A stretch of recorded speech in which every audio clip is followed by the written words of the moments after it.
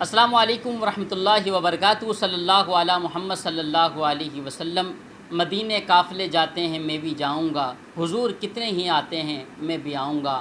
اللہم لبیک اللہم، رب مجھ کو بلائے گا میں کعبے کو دیکھوں گا، وہ دن بھی تو آئے گا میں کعبے کو دیکھوں گا۔ ناظرین، آپ کو حج مبارک بہت بہت مبارک ہو۔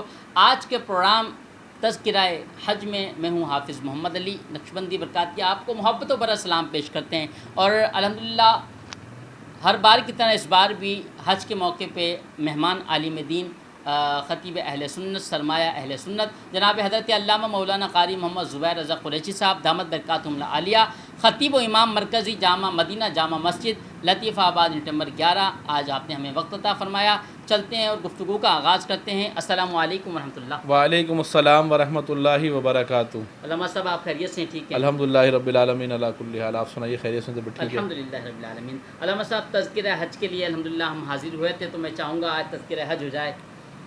نحمدہ ونصلی علی رسولہ الکریم، اما بعد فاعوذ باللہ من الشیطان اللعین الرجیم، بسم اللہ الرحمن الرحیم۔ وللہ علی الناس حج البیت من استطاع الیہ سبیلا، آمنت باللہ ان اللہ وملائکتہ یصلون علی النبی یا ایھا الذین آمنوا صلوا علیہ وسلموا تسلیما۔ لبیک یا سیدی الصلاۃ والسلام علیک یا خاتم النبیین وعلی آلک واصحابک یا جد الحسن والحسین۔ سب سے پہلے میں شکر گزار ہوں حیدرآباد نیوز کی پوری ٹیم کا، اور اس کے ساتھ ساتھ ہمارے بھائی جو کہ مذہبی محفلوں کا مذہبی پروگرام کا مختلف چینلز پر انعقاد کرتے ہیں۔ میری مراد جناب حافظ محمد علی نقشبندی دامت برکاتہم العالیہ کا، کہ جن کے توسط سے آج الحمدللہ ایک بار پھر حیدرآباد نیوز پر حاضری کا شرف حاصل ہو رہا ہے۔ میرے دوستوں، الحمدللہ ثم الحمدللہ حج کا دن الحمدللہ آ چکا ہے۔ آپ سب کے علم کے اندر ہے کہ الحمدللہ ثم الحمدللہ دنیا بھر سے آئے ہوئے مسلمان اس وقت حج کے اہم فریضے کو ادا کر رہے ہیں۔ سامعین کرام، 9 ہجری کو حج فرض ہوا۔ نبی پاک علیہ الصلوۃ والسلام نے 10 ہجری میں حج ادا فرمایا۔ 9 ہجری کو جو پہلا حج ہوا اس میں حضرت ابوبکر صدیق رضی اللہ تعالیٰ عنہ شریک ہوئے، اور آپ نے ہی خطبہ دیا۔ پہلا جو حج تھا وہ نبی پاک علیہ الصلوۃ والسلام نے نہیں کیا۔ 10 ہجری کو جو حج ہوا اللہ کے نبی علیہ الصلوۃ والسلام اس کے اندر شریک ہوئے۔ سامعین کرام، اللہ کے حکم سے اللہ کے نبی نے جب حج کے اہم فریضے کو انجام دیا، اور جب آپ میدان عرفات میں پہنچے، تو آپ سب کے علم میں ہے کہ 1.25 لاکھ مسلمانوں کا مجمع تھا جو کہ حج کے اندر موجود تھا۔ سامعین کرام، آپ سب کو علم میں ہے کہ نبی آخر الزماں سید المرسلین مصطفیٰ علیہ الصلوۃ والسلام حج کے لیے جب روانہ ہوئے، اور آپ نے جس چیز پر خطبہ دیا وہ حضور کی اونٹنی قصبہ تھی۔ سامعین کرام، نبی پاک علیہ الصلوۃ والسلام کے دائیں طرف مہاجر صحابہ تھے، اور بائیں طرف انصار تھے، اور بیچ میں آئے ہوئے مختلف علاقوں سے آئے ہوئے مسلمان تھے۔ 1.25 لاکھ کا یہ مجمع تھا۔ نبی پاک علیہ الصلوۃ والسلام نے جب اپنی نگاہ رحمت ان کی طرف متوجہ کی، حضور نے جب توجہ فرمائی، تو 1.25 لاکھ کا مجمع موجود تھا۔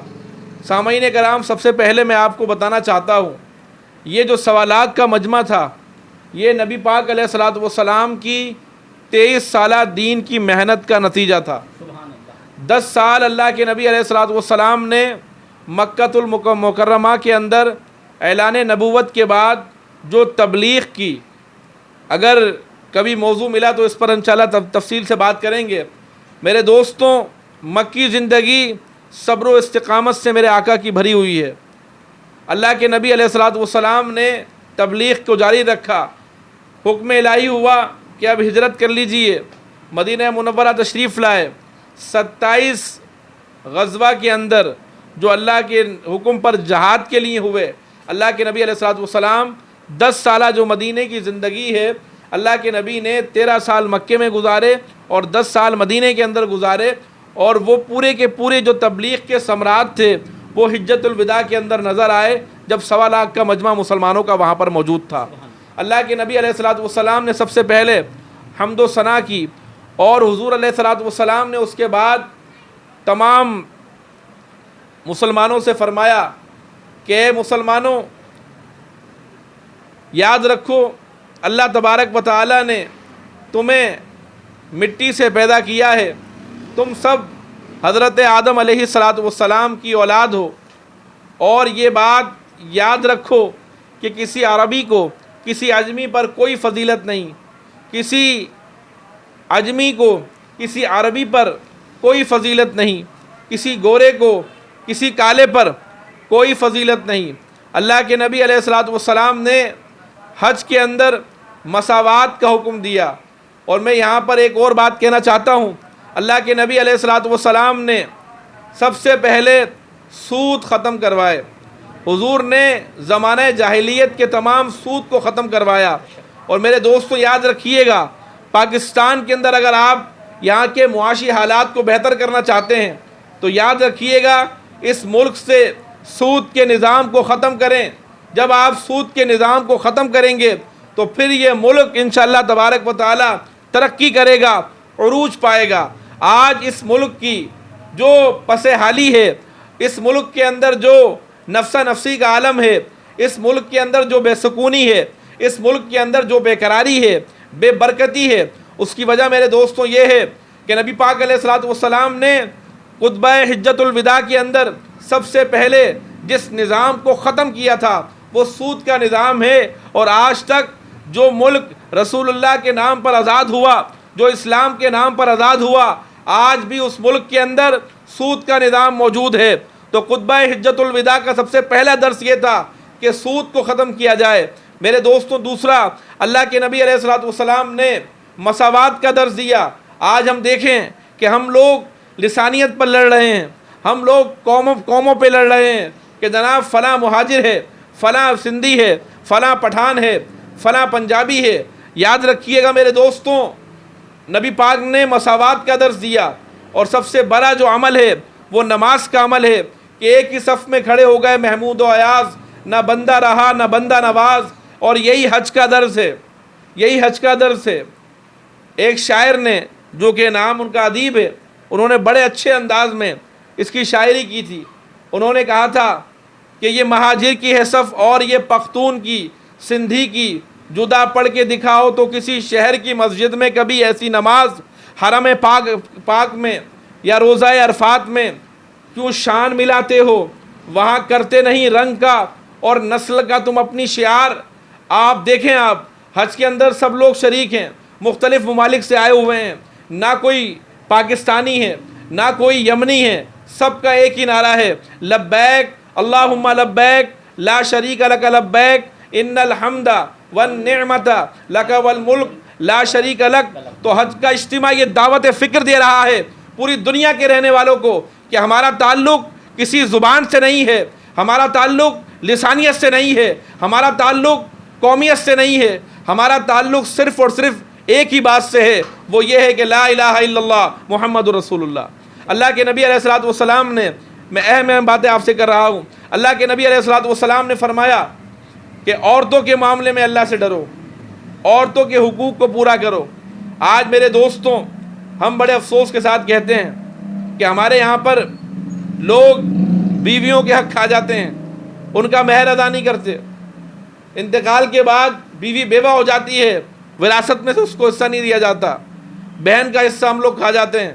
تو یاد رکھیے گا، اللہ کے نبی نے فرمایا کہ عورتوں کے حقوق کے معاملے میں اللہ سے ڈرو، عورتوں کے حقوق کو پورا کیا کرو۔ اگر اللہ تبارک و تعالیٰ نے کسی کو جو حصہ مقرر فرمایا ہے اس کا وہ حصہ دو۔ حضور نے فرمایا جانوروں کے معاملے میں اللہ سے ڈرو۔ ہمارے یہاں پر معذرت کے ساتھ بے زبانوں پر جتنا ظلم ہوتا ہے یہ آپ سب کے سامنے ہے۔ ہم ایک طرف تو رحمت کی باتیں کرتے ہیں اور دوسری طرف ہم لوگ اللہ کی مخلوق پر ظلم کرتے ہیں۔ تیسرا میرے دوستوں، حج کے اس عظیم اجتماع کے اندر جہاں اللہ کے نبی نے سود کو ختم کیا، وہیں اللہ کے نبی علیہ الصلوۃ والسلام نے رزق حلال کی دعوت دی۔ میں آسان سے الفاظ میں کہہ رہا ہوں، ہمارا حال تو یہ ہے کہ جیب میں ہمارے حرام کی رقم ہوتی ہے اور حلال گوشت تلاش کرنے کے لیے نکل جاتے ہیں۔ جیب میں جو تمہارے حرام ہے اور اس سے تم جو حلال تلاش کر رہے ہو، خطبہ حجت الوداع کا یہ درس نہیں ہے، اللہ کے نبی علیہ الصلوۃ والسلام کا یہ درس قطعی نہیں ہے۔ میرے دوستو، اللہ کے نبی علیہ الصلوۃ والسلام نے فرمایا کہ میرے خطبے کے اندر جو اہم بات ہے وہ یہ ہے کہ تمہارے اندر اللہ کے نزدیک جو زیادہ قریب ہے وہ تقوی والا ہے، وہ پرہیزگار ہے۔ تو لہٰذا تمام میرے بھائی جو میری گفتگو کو حیدرآباد نیوز کے ذریعے سماعت کر رہے ہیں، میں ان تمام بھائیوں سے درخواست کرتا ہوں کہ یہ میں نے مختصر سی باتیں آپ کے سامنے کی ہیں۔ خطبہ حجت الوداع تو بہت طویل ہے، اگر اس کی ایک چیز پر بات کی جائے تو اس کے لیے بہت زیادہ وقت چاہیے ہمیں، لیکن خاص جو میں نے باتیں آپ سے کہی ہیں، غور کریں ان چیزوں پر، لسانیت کو ختم کریں، قومیت کو ختم کریں، تقوی اختیار کریں، اللہ سے ڈریں، اور اس کے ساتھ ساتھ میں یہ پیغام بھی دینا چاہتا ہوں، اس کے ساتھ ساتھ فلسطین بھائیوں کا ان کے لیے دعا کریں، اور ان کے لیے دعا کریں کہ اللہ پاک ان کو جلد سے جلد فتح عطا فرمائے، اللہ تبارک و تعالیٰ بیت المقدس کو کفار کے پنجوں سے آزادی عطا فرمائے۔ اور دوسرا میرے دوستوں، حج فرض ہے زندگی میں ایک بار، اللہ کے نبی نے زندگی میں ایک بار اپنی حج فرمایا ہے۔ ہر مسلمان جو صاحب استطاعت ہے، زندگی میں ایک بار حج فرض ہے۔ تو حج کے ہمارے یہاں لوگ بڑے شوقین ہوتے ہیں، لوگ ہر سال جاتے ہیں، اللہ اور لے جائے آپ کو، لوگ بار بار مدینے جاتے ہیں، اللہ دوبارہ لے جائے آپ کو، لیکن اللہ کے نبی علیہ الصلوۃ والسلام کی یہ بات بھی یاد رکھیے گا کہ حضور نے 10 سالہ مدنی زندگی میں 27 مرتبہ جہاد کیا ہے۔ جہاد کی بات بھی کیا کریں، جہاں ہم حج اور مدینے اور مکے کے شوقین ہیں، جہاں ہم اس کی زیارت کے لیے تڑپ رہے ہیں، وہاں مسلمانوں کی بقا اور دین کی اشاعت کے لیے، جہاد کے لیے بھی اپنے جذبے کو پیش کریں۔ اللہ وحدہ لا شریک کی بارگاہ میں دعا ہے کہ اللہ پاک ہم سب کو ان تمام باتوں پر عمل پیرا ہونے کی توفیق عطا فرمائے، آمین وما توفیق الا باللہ۔ حضرت آپ کو بہت بہت شکریہ، آپ نے اپنے قیمتی وقت میں سے ٹائم عطا فرمایا۔ مبارک ہو تم کو یہ حج کا مہینہ، نہ تھی میری قسمت کہ دیکھوں مدینہ، مدینے والے سے میرا سلام کہنا، مدینے والے سے میرا سلام کہنا۔ اللہم لبیک اللہم اللہم لبیک اللہم اللہم لبیک اللہم۔